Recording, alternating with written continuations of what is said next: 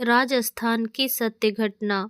वृंदावन के एक संत जयपुर यात्रा के लिए जयपुर आए। जैसे ही वह जयपुर रेलवे स्टेशन से गाड़ी से उतर रहे थे, तभी उनके कुछ भक्त लोग उन्हें रेलवे स्टेशन पर लेने आए। वह कहने लगे, स्वामी जी आप अपना सामान बताइए, हम सारा सामान उठा लेते हैं। वह संत अपने साथ सामान तो रखते थे और सामान के साथ लड्डू गोपाल की एक छोटी सी प्रतिमा भी रखते थे। वह संत कहने लगे, अरे मैं अपना सामान समय स्वयं उठा लूँगा, आप चिंता ना करें। पर अब भक्त तो भक्त होते हैं। वह कहने लगे, महाराज ऐसे कैसे हो सकता है, हम आपका सामान उठाएंगे। भक्तों ने सामान उठाया। सामान उठाकर वह स्वामी जी को अपने साथ अपने घर लेकर आए। स्वामी जी ने स्नान किया। स्नान के पश्चात जैसे ही वह परमात्मा का ध्यान करने वाले थे, तभी उन्हें भक्तों से पूछा, तुमने सामान उठाया था, उस सामान के साथ मेरे लड्डू गोपाल जी की एक प्रतिमा थी, वह प्रतिमा कहाँ है? अब तो सारे भक्त चिंतित हो गए। कोई कहने लगा, महाराज उसने उठाई थी। कोई कहने लगा, महाराज उसने उठाई थी। संत कहने लगे, अरे इसका मतलब आप मेरे लड्डू गोपाल को गाड़ी में ही भूल कर आ गए हो।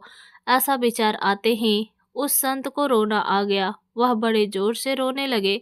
वह कहने लगे, मेरे भगवान गाड़ी में रह गए हैं, अब उनकी देखभाल कौन करेगा? इस प्रकार वह बड़े जोर से रोते हुए कहने लगे, मुझे वापस रेलवे स्टेशन लेकर चलो, मुझे उस गाड़ी को देखना है और अपने भगवान को ढूंढकर वापस लेकर आना है। तब भक्त कहने लगे, महाराज वह गाड़ी तो आगे निकल गई होगी। तब संत कहने लगे, मुझे अपने परमात्मा पर पूरा विश्वास है, वह मेरा इंतजार करेंगे, आप चलो मेरे साथ।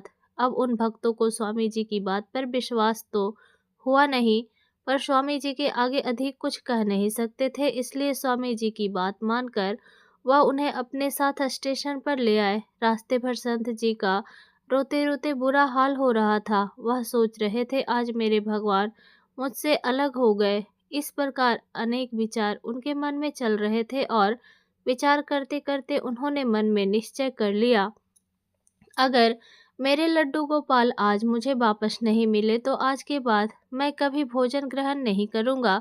इस प्रकार उन्होंने अपने मन में यह निश्चय ले लिया और यह निर्णय उन्होंने अपने भक्तों को भी बता दिया। भक्त तो बड़े चिंतित होने लगे। वह भी यही प्रार्थना करने लगे कि हमारे संत जी को उनके भगवान पुनः वापस मिल जाएं। पर अब गाड़ी तो अपने समय पर चलती है। जैसे ही भक्त लोग संत जी को लेकर वापस रेलवे स्टेशन पहुँचे, वह यह देखकर हैरान हो गए कि जिस गाड़ी में स्वामी जी आए थे, वह गाड़ी 2 घंटे से वहीं खड़ी थी। तब किसी ने बताया कि यह गाड़ी वृंदावन से आई थी, इसे आगे जाना था पर इंजन में कुछ खराबी आ गई है, इसलिए वह आगे जा नहीं पा रही है। अब संत जी तो हंसते हुए उस कोच में चले गए जिसमें वह बैठकर जयपुर तक आए थे। जैसे ही वह अपनी सीट के नज़दीक गए, वह देखकर प्रसन्न हो गए कि उनके श्री लड्डू गोपाल जी की मूर्ति वहीं पड़ी थी जहाँ पर उन्होंने निकलते समय उसे स्थापित किया था। संत जी ने जैसे ही लड्डू गोपाल के श्री विग्रह को अपने स्थान पर देखा तो उसे दौड़ते हुए अपने सीने से लगा लिया। कहने लगे, हे नाथ, आज आपने मेरी प्रार्थना स्वीकार कर ली। मैंने तो मन में यह निश्चय कर लिया था कि अगर आज आप मुझे प्राप्त नहीं होते तो मैं जीवन पर्यंत भोजन त्याग कर देता। जैसे ही संत जी ने श्री विग्रह को पकड़ते हुए रोना प्रारंभ किया, तभी नजदीक बैठे यात्री कहने लगे, महाराज क्यों रोते हो, क्यों चिंता करते हो? अब तो आपके परमात्मा आपको प्राप्त हो गए हैं। अब तो आप यह प्रार्थना कीजिए कि यह गाड़ी पुनः प्रारंभ हो जाए। तब संत जी पूछने लगे कि यह गाड़ी प्रारंभ क्यों नहीं हो रही है? तो यात्री कहने लगे, महाराज जब से आप गए हो, पता नहीं गाड़ी में कौन सी खराबी आ गई, गाड़ी प्रारंभ नहीं हो पा रही है।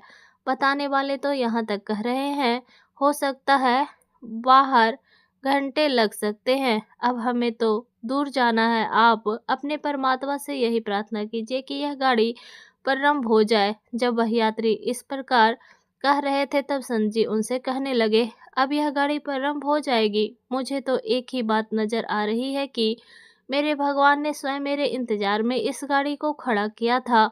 मेरे लड्डू गोपाल भी मुझसे अलग नहीं होना चाहते थे। मैं सच कहता हूँ, जैसे ही मैं इन्हें लेकर जाऊंगा, आपकी गाड़ी भी प्रारंभ हो जाएगी। और जैसे ही संत जी भक्तों के साथ लड्डू गोपाल को अपने हाथों में उठाकर ट्रेन से नीचे उतरे।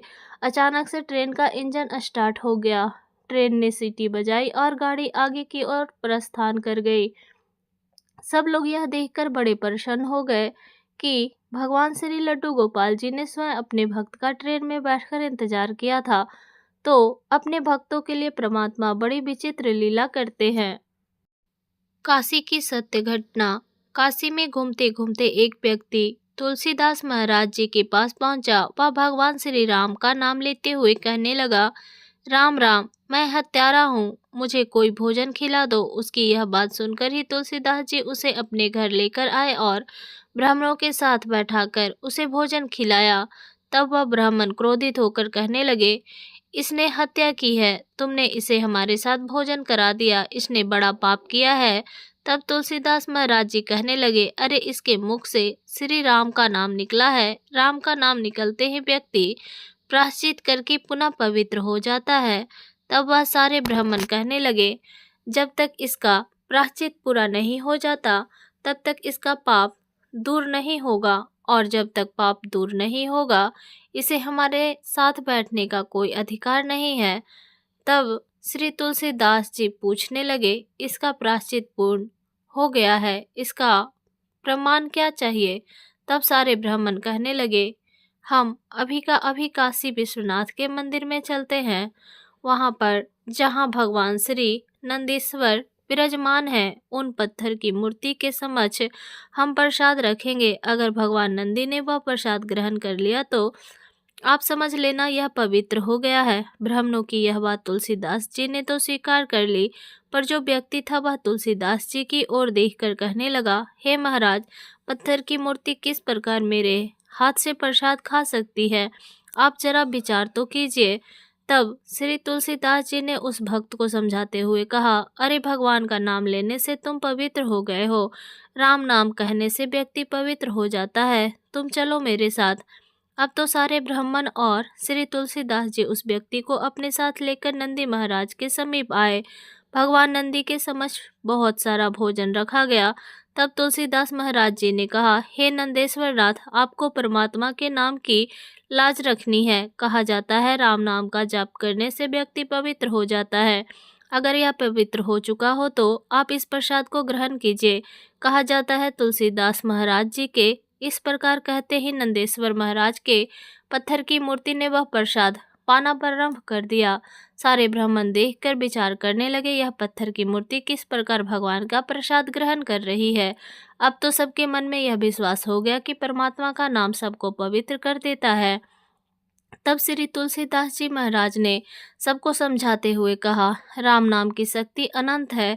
जो इसका निरंतर जाप करता है उसके सैकड़ों जन्मों के पाप नष्ट हो जाते हैं। इतनी शक्ति है परमात्मा के नाम में। वहां उपस्थित सभी लोग भगवान श्री रामचंद्र और तुलसीदास महाराज जी की जय जयकार करने लगे। वृंदावन की सत्य घटना। किसी समय में एक अली किशोरी नाम के व्यक्ति थे। उनकी धर्मपत्नी का नाम श्री किशोरी जी था। अब संयोग से परिवार में सब कुछ अच्छा चल रहा था, लेकिन परमात्मा के विधान को कुछ और ही मंजूर था। उनकी धर्मपत्नी का देहांत हो गया। अपनी पत्नी के प्रति उनका विशेष लगाव था।